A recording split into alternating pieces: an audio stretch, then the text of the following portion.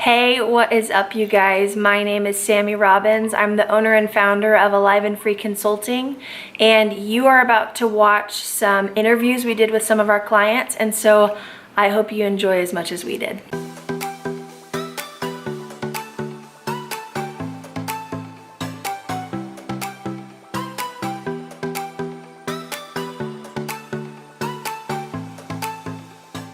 Well, Liz, yeah, we wanted to have this interview because I'm so excited. Yeah. No, you go ahead. Well, first off, we saw that your relationship changed, and we've been getting so many notifications from clients that have gotten engaged, that have gotten into relationships, that they're not just dating, right? They're actually getting into relationships, and we're just so excited because it's validating more of what we knew was going to happen. When people actually decided to work through stuff. And we've gotten to watch your process very closely in the program. Man, it's been so fun. Yeah. I miss you. Just seeing your face, know. I'm like, I miss you. We just want to hang out with you. I mean, I'm here for it. We are a couple of thousands of miles away, but I'm here for it all the way. Whatever. Let's do this. And so, remind me, where do you live again? So I'm in Tennessee. That's where I've been my whole life, basically. Yeah. Okay. Well, that's awesome. So we're going to jump into some questions and just pick your brain on your process and how everything was for you, things that you overcame, confronted, all that good stuff. Okay. And something that we've told everybody on these chats too is don't try and sell us to anybody. She's not going to. I know you wouldn't. She's going to keep it real. I know you wouldn't, but it's hard because some people be it into an infomercial. And super awkward. You're like, don't sell us. We don't need you to sell us. Be authentic. So all we ask is that you keep it real. You keep it real. You're as vulnerable as you feel safe to be. I can do that. The more vulnerable, the better, though. Okay. She's just gonna go for it. I'm just gonna go for it. Okay, I'm ready. I know you enough. First, I want to hear, what's the state that you were in when you came to us? What was going on in your inner world? How would you describe yourself? So when I first came to you guys, it was almost exactly a year ago. It was after a pretty nasty breakup. So and it was a nasty relationship and an even worse breakup. And I had only been home for a year and a half. I had just moved back home from living in Nashville. I'm in Memphis right now. So I was living in Nashville for almost 10 years. And then I had a job that didn't really work out. And so I moved back home. And so not only was I back home in a place that I didn't think I was going to be in, but I had just gotten out of this really yucky relationship. And I was just completely broken. I just had nothing. And I remember I would just wake up. I would go to bed and be very, very sad. I would wake up and it was still dark, even though obviously it's morning. Yeah. It was just darkness every day, all the time. And I just remember thinking Lord, something has got to give because I can't live this way. I felt like I wasn't living almost. I felt like I was just existing. And it was so bad. I would just kind of be laying in my bed and tears would just kind of fall out of my face. Couldn't explain it. Didn't know why. Sorrow was just my companion all the time. And so when I found the ad, or when I just randomly saw the ad on Facebook, I was like, well, she's talking about something. And she has nice hair. So she's talking about something. Yeah. and so then yeah. I love it. Love it. I'd love to hear next, and I'll let you ask a question. Well, I want to dive into that question more than you just asked. So, what, I guess, what were you craving, and what about this did you feel like was appealing to your what you needed? So, what I thought I was craving was a successful relationship, a successful romantic relationship. And I can't remember, because I know back then, because things have changed, you guys are truly upgraded now. I'm very proud of you. Everything was great. But I know then, not to say that things were bad then, but it was just different. And I can't remember if I saw just a picture of Sammy by herself or it was a picture of both of y'all. But either way, I was just like, oh, well, like, like they look great. They like each other. They apparently love Jesus. So this is what I want. But once I got into the program and was able to kind of like sort through that stuff, I realized it was a lot deeper than that. Yeah. And where I was like internally could not sustain any kind of successful relationship, whether it be with my parents, whether it be with a man, whether it be with myself. I couldn't sustain anything. And so that's what, am I here? Am I here? Yeah, you're okay, good. I'm here. Okay. Okay. That's what you guys gave me, or that's what the program gave me, was just the tools to not fix everything, but be able to understand where I was and go to the source to where I could be able to fix everything. Yeah. So good. Cool. What was your question? Okay. This might be a bad question. We could edit it out. How deep into the program did you get before you recognized, like, oh, I actually am feeling free. I feel connected to myself. I feel like I've gotten momentum. Like I know how to heal these areas with God. Like, when did you start feeling powerful, I guess is what I'm trying to ask. Honestly, I felt powerful after the first call that I was on. Because obviously, I was going through the material, and I'm a skeptic all the way. So I liked the material, but I was just like, oh, I don't really know them, so I don't know what's going on. But once I got on that first call, I was just like, oh, like this is legit. And it wasn't even just like it wasn't just what you guys were saying. It was what was actually happening. Like people were actually being healed. People were actually being set free. And so even just like having access to a community and like people like that and having leadership like that made me feel hopeful. And it made me feel like, there's clearly better things for me than what I'm experiencing right now. I'll say when I personally felt like I was, becoming myself and like being comfortable, navigating all that is me, was the first call that I actually went through an encounter with you guys. I was just talking about my issues with just like being a perfectionist and like, just wanting people to be proud of me, blah, blah, blah. And I was expecting, just weird things to happen when you guys started talking to me. But this is literally all that happened. Spencer told me to close my eyes, put my hand on my heart, and he literally, all you said was, I'm proud of you. And I just broke. And I will never forget that as long as I live, because I didn't realize how much power had been taken from me because of just like that lack of like, or just, I won't say the lack, but just like that feeling of inferiority that I had carried for such a long time. So it didn't take, so to answer your question, the short answer to your question is it didn't take very long at all. Like I said, the material is great, but actually being a part of the community, like once I really like jumped into the community was when I started feeling like, got this. So that's good. Amazing. Yeah. So you're in a relationship now. Yes. Can you talk to us about that and how that happened and why you think it happened and what's going on in that relationship?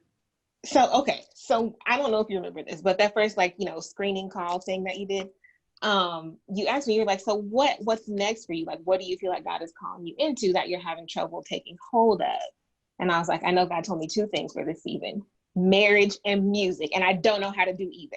And so I need help. I need tools. I need access. And so I knew that was kind of like in the back of my mind. But again, I knew that I wasn't really ready for it. I wanted both of those things, but I knew I wasn't ready for it. And so there's this guy, and I knew that he was interested, but just I had all of these walls, all of these, stored, all these narratives that I made up against him that really were just kind of stupid. But they were very valid, and they were protecting me at the time. But once I got into the program, started getting my power back, and I started being able to actually hear myself aside from, the protective things, the security voices or whatever.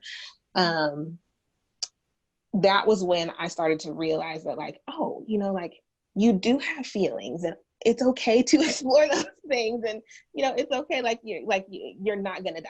First of all, that was my thing, because that last relationship was so bad. I was just like, oh man, like I can never get into another relationship again.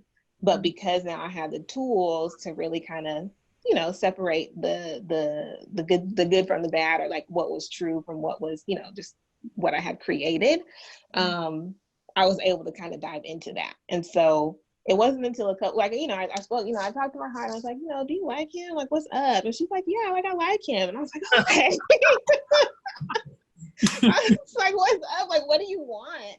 And she's like, oh, I want him. And I was like, oh, okay. But it was still, but it was still like weird, obviously, because there's so many years and so much trauma built up against, you know, men and just romantic relationships. And so I knew it was okay. Like I knew that was what she wanted, but I still was just kind of like, okay.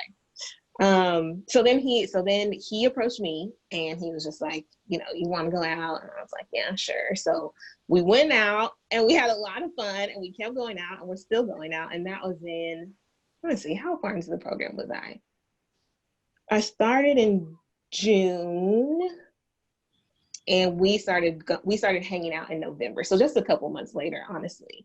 And I think the greatest part of all of that to me is not the program didn't fix me, right? And I think sometimes, you know, when people, especially when they're super broken like I was, that's what you want, somebody to fix you.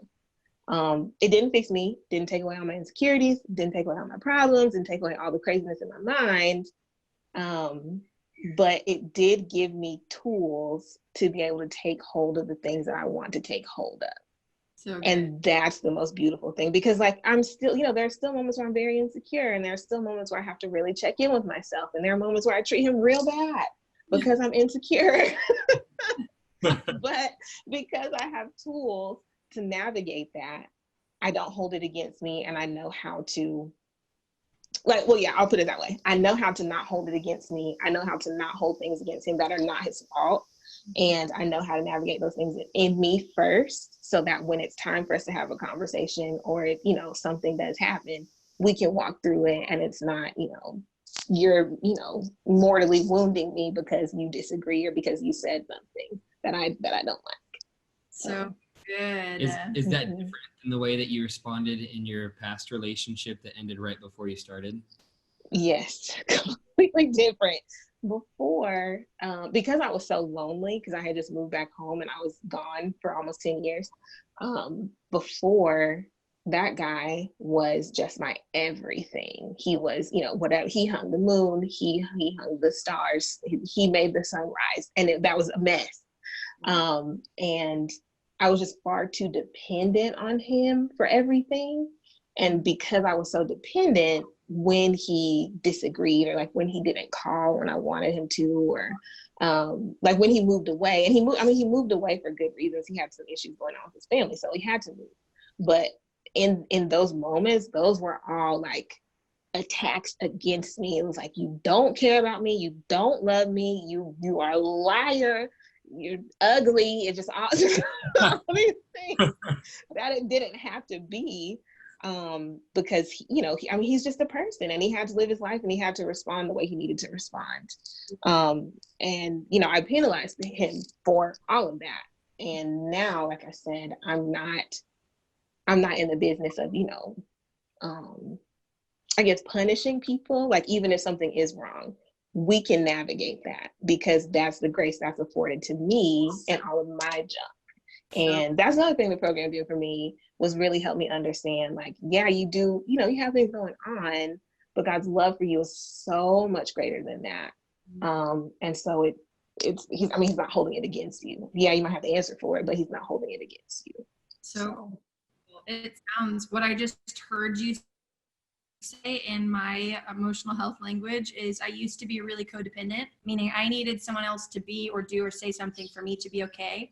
But now where I'm at is that I am so interdependent. Like I'm going to lean on you, yes, but I'm also going to lean on God, but I'm also going to be okay if you can't carry us. Sounds like you actually got crazy free from codependency, which is freaking rad. One thing I heard you say is that when you were asking your heart if you like the guy, I wonder, for people listening, they're like, what the heck is that? And I remember, I don't know if I'm getting this right, but do you remember when Liz first got on the call? Yeah. That was me. tell the story from what I remember. But Liz gets on for like the first time ever. There's other And people on the call, and there's like 30 people there, and it's It her was me. turn. We unmute her, and she's like, I don't know what the hell this is. And That was me. you were freaked out, and I remember walking you through a few things, but I want to hear for you. Tell me where you were at with that, and tell me what you believe about that now and how it served your life. Yes. Okay. So initially, and I've told you guys this before, I don't know if you remember, but initially, so the first thing I did obviously was do my, the little consultation screening thing with Spencer, right? Yeah. And so then you sign up, you pay or whatever. And so I remember after that call, when I gave my payment information or whatever, I remember I prayed and I was like, Lord, I was like, this might be a great thing. But I was like, if this is a bad thing and these people are taking advantage of people, I was like, I pray that you would burn them up. And I said, I mean, literally with fire. That's the truth. I pray that. I spend a lot of time in the Old Testament. yeah, But yes, but I prayed that just because I wasn't sure, like I wasn't sure this was on Facebook, it was on the internet. Like I didn't come in, a full Kool-Aid drinker. Okay. I really didn't. And then that first encounter, I was still a little skeptical. But again, once I saw and just experienced the radical freedom that everybody else had experienced, I was just like, okay, if this is fake, Jesus will take care of me. But if it's real, we're going somewhere. And so we did that first encounter. And like I said, it wasn't, and God has a way of doing that. Like you might have these expectations and you might think, it's going to be like, weird. At least for me, I was like, it's going to be weird. And like, I'm going to like start, saying crazy things, or it wasn't any of that. All you literally did was tell me what my heart needed to hear. That was it. And now I see the value in getting in touch with yourself, because my goals in life are to love people and to serve people. Like that's just what I get the greatest joy in doing. But I couldn't do that. Because I told you I did ministry before, right? I couldn't do that successfully because I didn't know how to love myself and I didn't know how to serve myself. And so now that I'm able to, check in with myself and say, how do you really feel about this? Where's your head at? What do you actually need? Like not, just what is your response to it? What do you actually need? I mean, it changed the game. And now I'm able to do that with other people, and not even like in an encounter kind of way, but in just like, hey, let's talk about this. I see you're acting a certain way, but what do you really need in this moment? And how can I help you get there? And so not only did it change the game for me, but it's producing fruit in my relationships as well, which changed the game. And then I'm also just like infinitely more patient with people now, because I didn't have patience with myself, right? And I wasn't able to sit down and take the time to be like, Liz, what do you need? But now that I'm able to do that with myself, I can go with other people, and that has changed the game. Whether it's little kids, older, old people, because I have a lot of old people in my family. It doesn't matter. Young to old, they all just need some patience. A little love and a lot of patience, and it just revolutionized everything for me, and like I said, for other people too, around me. What's so crazy to me is that you connecting with your heart is actually what gave you the courage to step into a relationship. Like, had you not ever connected to your heart, I wonder, because for me, like I was relatively healthy when Spence and I were friends. I had gone through 5 years of inner healing, and I had done ministry school and the Jesus stuff, but I was actually in denial for 2 years that I had feelings for him. I denied it, and I actually deceived myself. Like denial and deception is you don't know that you're in denial and you don't know that you're deceived. But the more that it was actually the same thing for me. When I actually connected with my heart, I recognized, I want him. I love him. I love who he is. And getting to see what was actually inside of the walls of self-protection, I had 2 decades, I was like, oh, once I know what's actually going on here, I want to choose that. And it gave me courage to. So I freaking love that the thing that you were skeptical about in the very beginning is actually the thing that's launched you into intimate relationships, which is what God promised you this year. That's I'm amazing. beaming. I love it.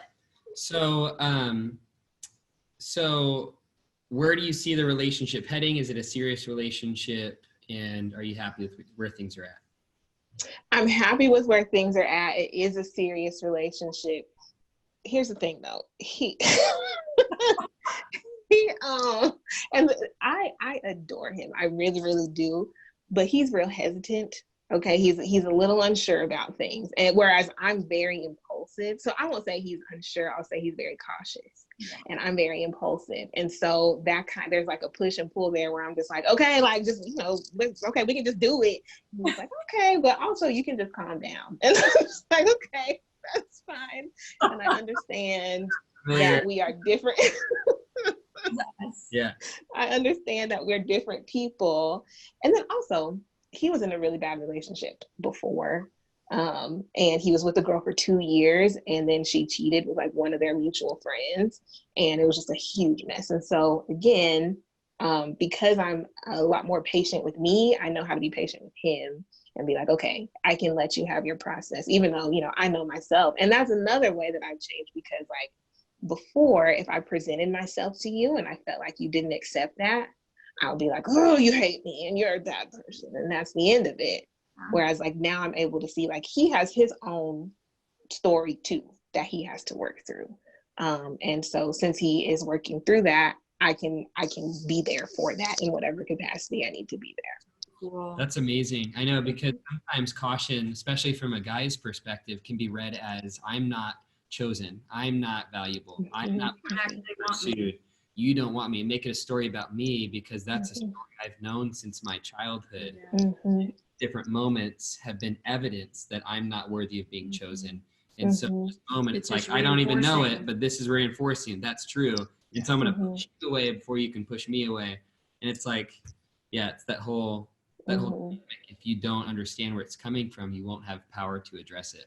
Yeah. And I definitely had to process that. It's not like I walked in, I was like, oh, no, it's okay. Like there were definitely moments when I was like, oh, you hate me. Like, why am I here? But there's a lot more evidence that he doesn't. And I mean, we've been able, like, he's mature enough to have that conversation. And so we've had that conversation. I was able to let it go because again, now I have the tools to let stuff like that go. That's amazing. I feel like too, like you, and I'm more confident of it during this interview, but you have so embodied who we are and what we wanted to give away. And what's cool is it's so yours. Like when you're like, this is my heart. Like my heart in starting the program was to be like, here are all of the things you need, but you do it. Like I want to empower you, and I'll hold your hand a few times and I'll show you how to use the tools a few times. But my goal is that it ultimately becomes yours so that you take full ownership for your life. And I hear that in freaking everything that you're saying. I love hearing about the narrative in your head. I love that you're like, this program didn't fix me, but now I feel powerful to navigate through things. Like everything that you've said, I'm like, oh, this is my heartbeat. So we want to communicate to people. It's my heartbeat that we're doing. And I love that because we both still have things we work through all of the time. And we've been in this process for 20 years combined, and we've gotten so much counseling and we're giving it away 24/7. But the goal isn't to not have pain or problems. It's to feel powerful and be able to navigate through it and choose connection in the midst of it. And so I love that you have just taken so much ownership and made it yours. And the last thing that I want to say is like one belief for us has been when you get healthy internally, you'll attract a healthy, powerful person. Like you will attract who you are essentially. And part of me has been like, man, it's been true for my life. And I watched it happen for a few of the people that I've led or mentored or who've been clients. Now that you've gone through our program, would you say that you believe that that's true? Like looking at your relationship now? I definitely believe that's true. And I think the part, because you hear that, like, check your own energy because you'll attract someone with the same energy. Like you hear it all the time, right? Maybe not. Yeah. What'd you say? It sounds all woo-woo if you don't actually like have experience walking through it. Exactly. It sounds very woo-woo, and I was just, it's easy to discard if you would like to do that. So that's something that I had definitely discarded before. But just having gone through the really, really bad relationship, and now having like the ability to reflect on that and be like, man, everything that like made that break was because our bad things attracted each other. And like, even in the relationship that I'm in now, like, our great things are really attracted to each other, but there are still things that like both of us are working through that are, that are not great, that are attracted to each other either. But because we're both committed to figuring it out, that makes a huge difference. And because we're both committed to patiently allowing the other person to do the same thing. So cool. Makes a world of difference. So yeah, I agree. Amazing. I'm like so stoked. Like we're 2 years into doing this officially. And it's so cool to be at the point in time where there are so many women that are like now stepping into everything that we hoped and foresaw happening in the very beginning. It's just so crazy cool to me that you're like a walking manifestation of health, and a healthy relationship. And I love that because you chose that for yourself, you attracted a man that's doing the same thing. It's just, that's been the thing that's tied us together. It's why I was attracted to him from the very beginning, because I knew at the end of the day that he was committed to working on himself and to growing and healing. And I just was like, if I'm going to go through hellfire and high water with someone, I want it to be with someone like that. Yeah. I love you. I love you. So sweet. Do you have any other questions for her? Last question I have is, how would you describe your relationship with God now as opposed to where it was? It's I'd say it's a lot more intimate, but I don't want to use that word just because we've used it a lot. I think the word that I would rather use, I'll use two. It's a lot more loving and it's a lot more genuine. Because I grew up in church, and so I've always, been around it. But there's a difference between being around it and like it actually like being in you, and actually being able to like walk with him and like talk to him and know that he's there to help you and to understand you and to get you where he wants you to be. And so I was on that journey anyway, just like with moving back home and just like being in this place of just like solitude and what I felt was loneliness, but really was just a place where like he was trying to stabilize me. And so it's just like more real. Like I know who he is now, like it's not like, I heard about him, like I know him now, we talk to each other and like we care about each other and we walk together and we sit at the table together, we hash out, I throw tantrums, in his room, like we're like together. That's weird. Even I love it. But yeah, that's the difference. And that made all the difference. Yeah, So cool. No, that's amazing. I could go on and on, just ask questions because your story is so rich and for real, what you've chosen into and the way that you've been so brave and courageous in confronting all of your stuff. It's just so valuable. And so thanks for taking the time. Like, thanks for having the dialogue with us. I love where you're at. Freaking love you. Yeah, we do so much. Also, this is just between us. I'm bringing in, you remember that woman that I mentioned? She's a Black woman. Yes. I reached out to her 2 days ago, and I'm going to be bringing her in the next 2 or 3 weeks. And so that is incredible. I was thinking about you. I just was like, I need more flavor in this group, and I want to bring you into, and I'm still in the process of finding the right people to figure out like how can we make a movement of connecting and uniting everybody. And educating people and bridging the gap however we can. So I want to keep talking about that with you on a separate note because I'm just stoked on that. Yeah. So anyway. Well, yeah, definitely, keep me updated because I love what you guys do. And like I said, I want to replicate that process with other people because I know that's what everybody needs.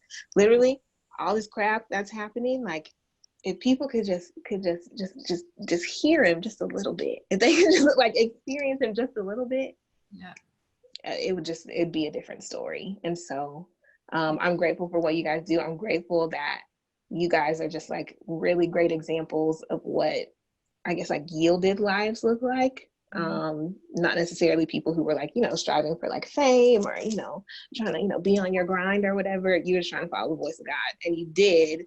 And that turned into, the thing that everybody is like looking for. And so I'm just grateful that you guys are there to be that testament of like what it looks like when you just say, okay, Jesus, take it. And then he does, and he multiplies it. And like, I'm a product of that, this, little country girl from Tennessee that you would never have met otherwise is a product of you guys just saying yes. And so I'm just very grateful for that. And I know my life will be changed for that. And the cycles that are being broken in me, like generations after me, will be changed because of that. And so I'm extremely grateful. Yeah, seriously. Thank you. Thank you. Yeah. I love you. Why are we the same? I don't know. You felt it. You felt it. And it's so sweet. Thank you for your love. We freaking love you. We love you. We love you. We love you. We're so proud of you. We are so proud of you, Liz. You have killed it. And we love you. And we're here for you too. Yeah. You have a sweet spot in both of our hearts. So just know that.